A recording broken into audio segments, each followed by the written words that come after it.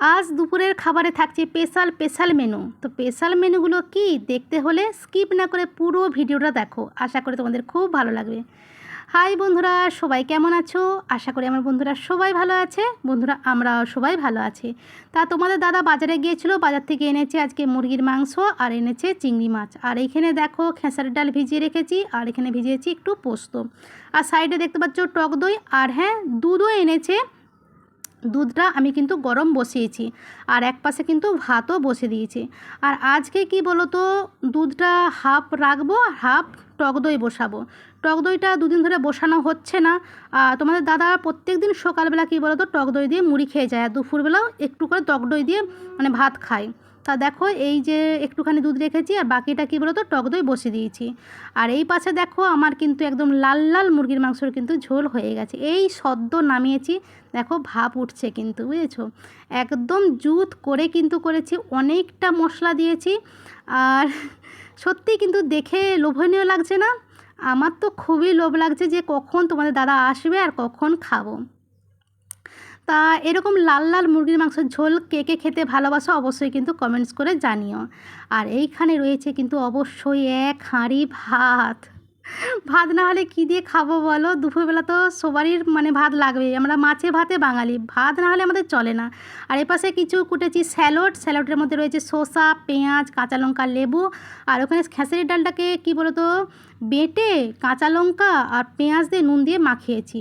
আর মাংসটা বাটি বাটি বেড়ে আর একটা গামলায় ঢেলে রেখে কড়াটাকে ধুয়ে দেখো আবার গ্যাস জেলে বসিয়েছি, আর কড়াই তেল দিয়ে এইবারে বড়াগুলোকে কী বলতো একে একে ভেজে নিচ্ছি। ছোট্ট ছোট করেই ভাজছি। তা তোমাদের দাদাও কিন্তু চলে এসেছে, বুঝেছো? তোমাদের দাদাকে তোমাদের ভাইপোই ফোন করেছিল, যেহেতু কাজের চাপটা একটু কম রয়েছে। আর সত্যি কথা বলতে কী বলতো, স্পেশাল মেনু বলে কথা, পরিবারের সঙ্গে না খেলে হয়? পরিবারের সঙ্গে খেয়ে দিয়ে তবেই তো মজাটা আসবে স্পেশাল মেনু, তাই কি না? তা তোমাদের দাদা আর ভাইপো তো বসে রয়েছে খাবার জন্য। ওরা কিন্তু জানে না যে আজকে কী কী রান্না হবে, বুঝেছো? জানে মাংস এনেছে মানে মাংসের ঝোল আর ভাতই হবে। তা এক ফোড়ন মানে বড়া ভাজা হয়ে গেছে, আর এক ফোড়ন কিন্তু বসিয়েছি। যেহেতু আমার কড়াটা ছোটো, একবারে অনেক অনেক দিই না, একদমই অল্প অল্প করে দিচ্ছি আর কি, বুঝতে পারছো? আর এপাশে তোমাদের দাদা আর ভাইপোকে কিন্তু স্যালাড, বড়া ভাজার মাংস দিয়ে ভাত ধরিয়ে দিয়েছি।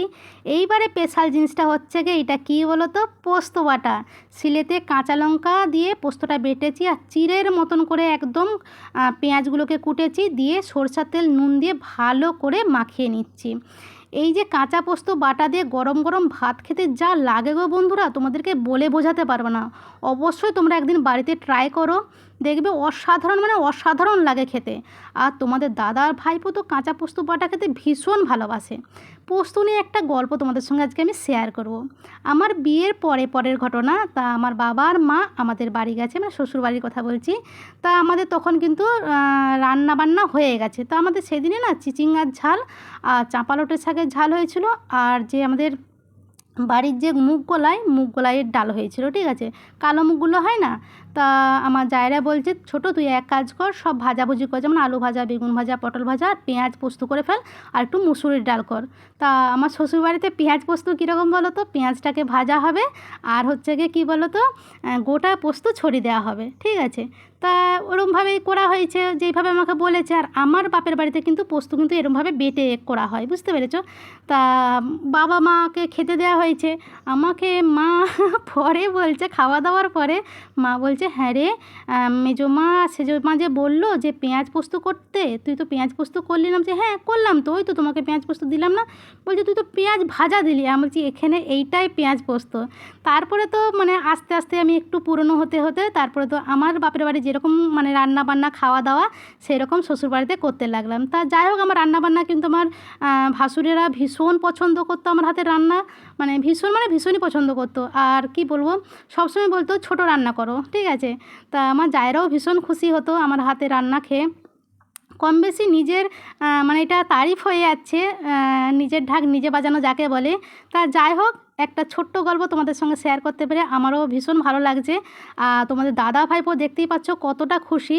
আর তোমাদের ভাইপো আর দাদা কি বলছেন, বিশেষ করে তোমাদের দাদা বলছে কি, তুমি যদি পোস্তটা করবে, তুমি মাংসটা কেন করলে, মাংস কিন্তু আমি খাবো না, তুমি পোস্ত আর বড়া ভাজাই করতে পারতে। অ্যাকচুয়ালি কী বলতো, ও শুকনো ষষ্ঠী খেতে পারে না, কিন্তু আবার এরকম টাইপের জিনিস হলে না, তাহলে কী বলতো, ও শুকনোই খেয়ে নেবে। ও এরকম করে পোস্ত একটু একটু মাখাবে আর একটু করে খাবে, বুঝেছো।